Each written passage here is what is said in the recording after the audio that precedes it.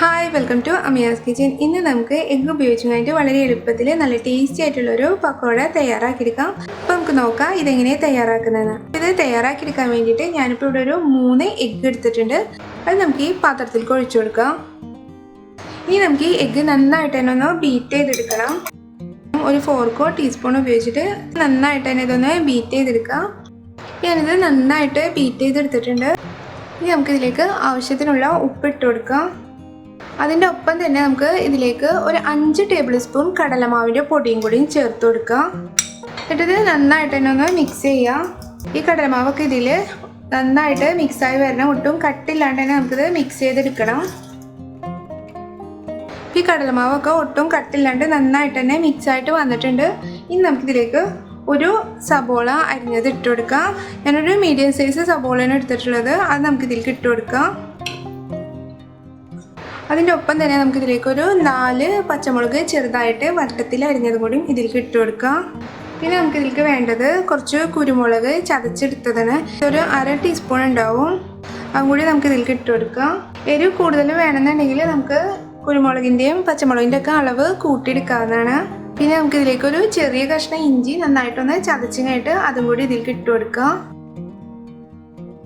പിന്നെ നമുക്കിതിലേക്ക് വേണ്ടത് ഒരു 1/4 കപ്പ് മല്ലിയിലയാണ്. അതുകൂടി നമുക്ക് ഇതിലേക്ക് ചേർത്ത് കൊടുക്കാം. പിന്നെ ഒരു 2 നുള്ള് ബേക്കിംഗ് സോഡ ഇതും കൂടി ചേർത്ത് കഴിഞ്ഞിട്ട് നമുക്കിത് നന്നായിട്ടൊന്ന് മിക്സ് ചെയ്തെടുക്കാം. എല്ലാം നന്നായിട്ട് തന്നെ ഒന്ന് മിക്സായിട്ട് വരണം. ഈ സ്റ്റേജിൽ ഉപ്പ് നോക്കിയിട്ട് ഉപ്പ് കുറവുണ്ടെന്നുണ്ടെങ്കിൽ ഉപ്പും കൂടി ഇട്ട് കൊടുക്കാം. ഇപ്പം ഇതെല്ലാം ഞാൻ ഈ എഗ്ഗിൻ്റെ ബാറ്ററിൽ നന്നായിട്ട് മിക്സ് ചെയ്തെടുത്തിട്ടുണ്ട്. ഇപ്പോൾ നമ്മുടെ ബാറ്റർ റെഡി ആയിട്ടുണ്ട്. ഇനി നമുക്കിതൊന്ന് ഫ്രൈ ചെയ്തെടുക്കാം. ഇത് ഫ്രൈ ചെയ്തെടുക്കാൻ വേണ്ടിയിട്ടുള്ള ഓയിൽ ഇപ്പോൾ നന്നായിട്ട് തന്നെ ചൂടായിട്ടുണ്ട്. ഇനി നമുക്കിതിലേക്ക് നമ്മൾ റെഡിയാക്കി വെച്ചിരുന്ന ബാറ്റർ ജസ്റ്റ് ഒരു ടീസ്പൂൺ കൊണ്ട് കുറച്ചായിട്ട് നമുക്ക് ഒഴിച്ചു കൊടുക്കാം. ഇട്ടപ്പം തന്നെ നമുക്കിത് ഇളക്കി കൊടുക്കണ്ട. കുറച്ച് സമയം കഴിഞ്ഞിട്ട് ഇത് മറിച്ചിട്ട് കൊടുത്താൽ മതി. ചെറുതായിട്ട് ഇതൊന്ന് കളർ മാറിയിട്ടുണ്ടെങ്കിൽ നമുക്കിതൊന്ന് മറിച്ചിട്ട് കൊടുക്കാം.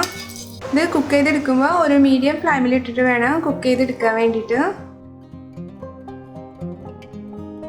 അപ്പോൾ ഇത് റെഡി ആയിട്ടുണ്ട്. ചെറുതായിട്ട് ഇതൊരു ബ്രൗൺ കളറായി വന്നിട്ടുണ്ട്. നമുക്കിനി ഇത് ഇതിൽ നിന്ന് മാറ്റി കൊടുക്കാം. ഈ രീതിയിൽ നമുക്കിത് എല്ലാം കുക്ക് ചെയ്തെടുക്കാം. ഇത് ഉണ്ടാക്കിയെടുക്കാൻ നല്ല എളുപ്പമാണ്. കുട്ടികൾക്കാണെങ്കിലും നല്ല ഇഷ്ടമാവും. നല്ല ടേസ്റ്റ് തന്നെയാണ് കഴിക്കാൻ.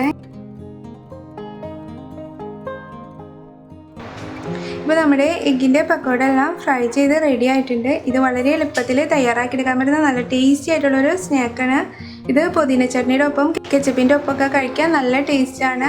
അതില്ലാണ്ട് കഴിക്കാനും നല്ല ടേസ്റ്റാണ്. അപ്പോൾ എല്ലാവരും ഇതൊന്ന് ട്രൈ ചെയ്ത് നോക്കിയിട്ട് നിങ്ങളുടെ അഭിപ്രായം അറിയിക്കാം.